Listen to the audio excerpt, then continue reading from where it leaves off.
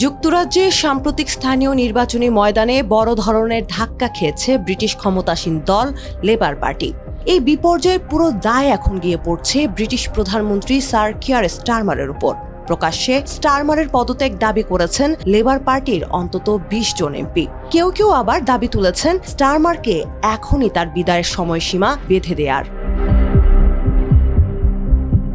দলটির নেতাদের মধ্যে এখন একটাই আলোচনা, স্টারমারকে নেতৃত্বে রেখে আগামী নির্বাচনে জেতা অসম্ভব। লেবার পার্টির একজন এমপি তো বিবিসিকে বলেন, ভবিষ্যতে কিয়ার আমাদের নেতৃত্ব দিলে সর্বনাশ হয়ে যাবে।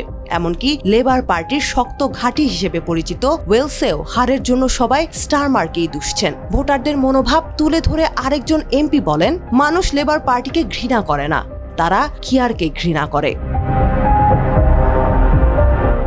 স্টারমারের উপর চাপ বাড়লেও মন্ত্রিসভার অধিকাংশ সদস্য এখন পর্যন্ত একজোট। তাদের কথাই স্পষ্ট, ১০ নম্বর ডাউনিং স্ট্রিট ছাড়ছেন না স্টারমার।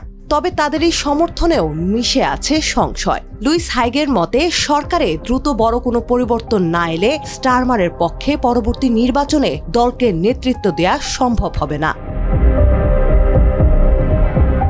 স্টারমারকে কেবল অস্থায়ী সমর্থন দিতে চাইছে দলের বামঘেঁষা মধ্যপন্থী হিসেবে পরিচিত ট্রিবিউন এমপি গোষ্ঠী।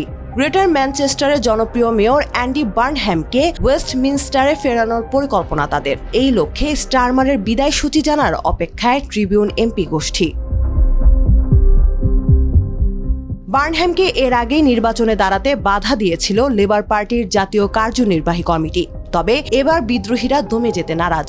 যদিও ৪০০ এমপির মধ্যে প্রকাশ্যে কথা বলা এমপির সংখ্যা এখনো কম। মন্ত্রিসভার সদস্যদের সামাজিক যোগাযোগ মাধ্যমে বারবার আনুগত্য প্রকাশই বলে দিচ্ছে ডাউনিং স্ট্রিটে অস্থিরতা কতটা চরমে।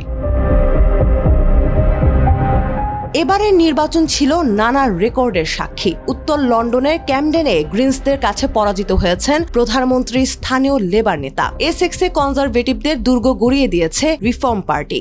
এমনকি ওয়েলসে লেবার পার্টির দীর্ঘদিনের জয়রথ থেমে গেছে। স্যার ডেভিড অ্যাটনবোরোর জন্মের আগে থেকে ওয়েলসের লেবার পার্টি জিতত। সে ঐতিহাসিক ধারা এবার হোঁচট খেল। তবে স্কটল্যান্ডে আধিপত্য বজায় রেখেছে এসএনপি। সব মিলিয়ে লেবার পার্টি যখন শোচনীয়ভাবে পরাজিত, তখন ডাউনিং স্ট্রিটে অস্তিত্ব ধরে রাখতে লড়ছেন প্রধানমন্ত্রী কিয়ার স্টারমার। আগামী সপ্তাহে একটি ভাষণ দেওয়ার কথা রয়েছে তার, যেখানে নতুন আইন প্রণয়ন কর্মসূচি ঘোষণা করবেন তিনি। তার ঘনিষ্ঠ মিত্ররা বলছেন, সম্ভাব্য কর্মসূচি মানুষ কিভাবে গ্রহণ করবে তার উপরেই নির্ভর করছে প্রধানমন্ত্রীর ভাগ্য।